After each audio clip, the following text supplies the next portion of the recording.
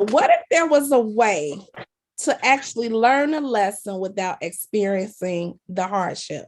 Well, now there is. Reading Peace with Broken Pieces allows you to learn what it's like to experience broken pieces in literally every stage of life and still end up living in peace with the broken pieces. Yes, you heard me correctly. There is a way to live in peace with the broken pieces. The riveting life journey of Dante Richards will guide you to peace, even if there are still some broken pieces in life. Dante Richards chose to courageously share his journey. He began writing Peace with Broken Pieces in a rehab facility. Now the book is complete, and he offers his book as a tool to help you on your journey. It is a tool to assist with the rescue mission that he has dedicated the rest of his life to fulfilling. I introduce to some and present to others Dante Richards. Welcome, and how are you today, sir? I am way too blessed to be stressed, Tavetta. How are you? I agree with you. So how does it feel to be a published author? For me, a journey is humbling. It's surreal. You say to yourself, do I deserve? And it's not for us to wonder if we deserve, it's for us to know. That's how I'm taking this in stride. But definitely, I'm ready to join the rescue, point blank. You know, people are dependent on me to do what I need to do. Their life may depend on it. And that's what I have to embrace in order to do what I must do on this journey, God's purpose. What was your happiest moment on the journey to becoming a published author? To know that my mom, who was always there for me, is smiling down on me. May she rest in peace. For my dad, who is also deceased, may he rest in peace as well. I put in the book, Dad, this is our journey. He's with me, and it's ours. I made that ours. Yes. That was very important to my healing because of the forgiveness that I addressed inside the book as well. That's when it was ultimate forgiveness. Wow. Thank you for sharing that. Like, why tell your story now? Beginning of the book, I said many reasons why I thought before that my life would make a great book. Money, not a good enough reason. To tell my story, not a good enough reason, but it was to heal. This book started out as journals. It was written in journals in treatment. And it was probably like on the 10th, 11th day that I went back and read, because I would always have to rehash the next day. The spirit was so strong that I would write and I wouldn't know what I wrote until the next day when I would go back. So actually my healing was always a day behind. After I write it, I come back the next day, I would read the previous insert and heal. Then write the next one, not know it, come back the next day, and follow that. So when I realized that this is healing and so many other people share my story, they're living it. I want them to know that they are me, but I am them as well.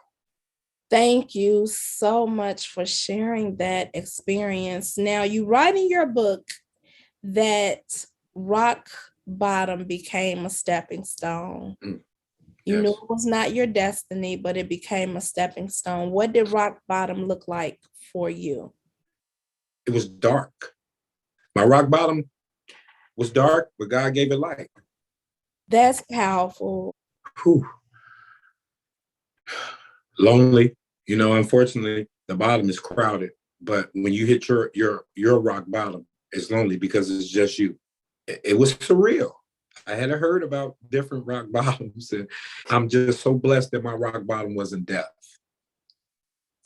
That was big for me as well in treatment as well. My rock bottom wasn't death, so I knew that my purpose was a lot bigger than me, because your purpose is always bigger than you. I said, okay, You brought me through this. I've done things 1,000 times to my body that some people only done once and they're gone. So somebody needs me.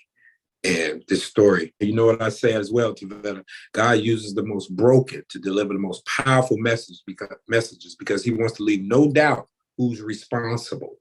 He don't want you to accidentally blame yourself or give yourself credit. And he wants to see people to see, oh my goodness, Dante was that way and now he's that way. Oh, that's a miracle. And that's only miracles come from God. I would like to know, for the people who are on the journey, like walking alongside a loved one, a family member, what are some of the red flags that perhaps a loved one who is struggling with substance abuse might display so that that family member or friend would know that they need help? That's a good question, Tavella. For me, and for family members, I want them to know that the isolation is one of the biggest red flags. When that person, that family member begins to isolate him or herself, where they want to be a secret, that's a big red flag. It's time to not say, okay, let's leave that person alone, or that's just them, or they'll grow out of it. No, that's go time. That's go time. That's I care time.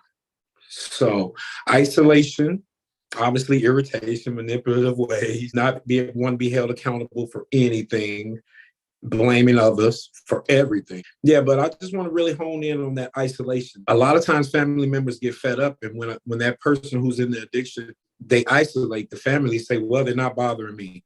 They leave it alone. Well, that's when that person is in the pinnacle of their addiction at that time. So that's actually the time when they pull away is when you draw closer to try to help them and do what you can. I know it's frustrating, but just know, true love is grace. I'm learning it every day. That isolation for me and for so many of my brothers and sisters that are in the addiction is key red flag. You said a lot. I want to thank you for sharing so much and so honestly, as you have from the very beginning of the journey. I appreciate that. I want to ask, what are some of the first steps that can be taken? Because I heard you say true love is grace. How can that be expressed in a way that the person who's in addiction can actually receive that love or that grace? What does that look like? That grace is, and I got my eyes closed because I'm reliving it. I'm reliving it. It's fortitude. It's resilience.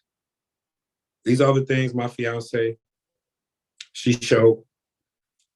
As that person who's in the addiction pulls away, it's a push-pull theory. When they pull, you push and show, I love you.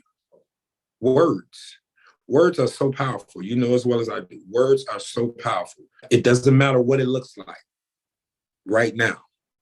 I know who you are inside. I love you. Sometimes you got to get down and dirty with it. The interventions, that's one of them. RCA. Glory. Thank God for RCA. They have interventionists that will come to your home. It's not just a show. It's real. Intervention is real. They have interventionists especially trained to come to your home. So, just do your research. Just like we do research on other things that we're interested in. Well, if we're interested in our family members as we should be, and as I know we are, do the research to get them well. It's hard. And I'm not going to sit here and sugarcoat it like it's not. On both ends, it's hard. That was one of the hardest days of my life. Walking into RCA, the treatment center, going down that windy road where it opened up into like, scariness, but it ended up being, changing my life.